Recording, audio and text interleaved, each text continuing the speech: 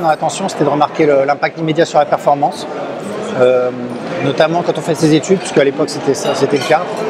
À quel point, en maîtrisant mon attention, ça me permettait d'être plus efficace sur ce que je faisais, y passer moins de temps, avoir évidemment des meilleures notes, et puis plus généralement mieux faire ce que je faisais. Donc en fait, à partir de là, je me suis dit, bah bingo, quoi, c'est ça, il faut que j'essaie de comprendre ce que c'est que l'attention, comment ça fonctionne, comment l'entraîner.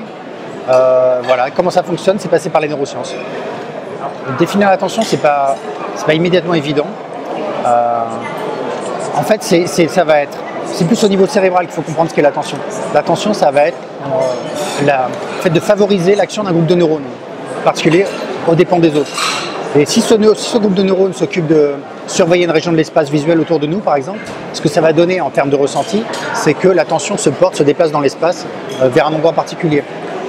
Si ce groupe de neurones est en charge d'entendre les voix à côté de moi, à la table d'à côté de moi, ça va être, bon voilà, je fais attention à la personne qui parle à côté de moi. Mais ça peut être aussi, un mode d'attention, peut se porter plus par exemple sur la prosodie de la voix de ce que me dit la personne en face. Donc dans ce cas-là, on voit que le stimulus physique est le même, c'est-à-dire la voix, mais je peux faire attention à certains éléments de la voix. Je peux faire attention donc à la prosodie plutôt qu'à la sémantique, par exemple. Donc c'est à ce moment-là où ça devient plus difficile de définir l'attention en termes vraiment de cible externe, et c'est plus facile de la comprendre quand on parle de groupes neuronaux vraiment. Il y a des liens forts entre attention et émotion, d'abord parce que souvent l'attention va aller être prise au piège par ce qui est le plus saillant au niveau émotionnel. Si j'ai à côté de moi, il y a un chien qui est en train d'aboyer et qui est prêt à me mordre, évidemment je vais avoir du mal à l'ignorer, donc ça va attirer mon attention.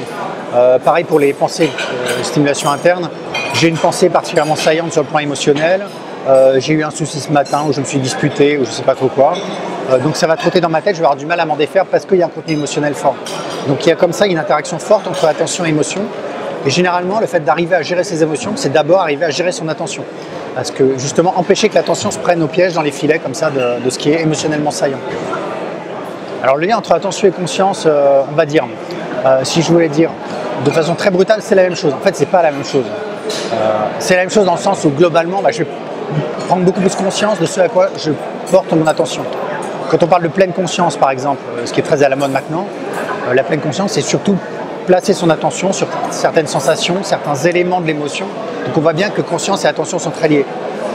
Après, on peut montrer en laboratoire une certaine dissociation, c'est-à-dire que parfois, on peut être conscient de choses sur lesquelles on n'a pas placé son attention explicitement, puis il y aura un petit découplage, donc ce n'est pas exactement le même système dans le cerveau, mais globalement, je dirais que dans la vie de tous les jours, au quotidien, c'est quasiment la même chose. Pour comprendre pourquoi est-ce qu'on parle autant d'attention maintenant, donc en tant que fonction cognitive, il faut comprendre son rôle. Le but de l'attention, c'est de faire de la sélection. On parle d'attention sélective. Sélection entre quoi? Entre tout ce qui nous arrive, entre toutes les manières qu'on a de traiter le même stimulus, entre toutes les pensées qu'on peut avoir. Donc il y a comme ça une jungle de choses autour de nous. Il va falloir sélectionner. On peut en prendre qu'une partie pour la traiter vraiment traiter en profondeur. Donc cette sélection, elle est d'autant plus difficile qu'il y a plus de choses autour de nous. Ces fameux exemples de la bibliothèque, quand je rentre dans une bibliothèque, s'il y a un livre, il n'y a pas de problème de choix, de sélection. Je regarde ce livre, c'est celui-là que je vais lire.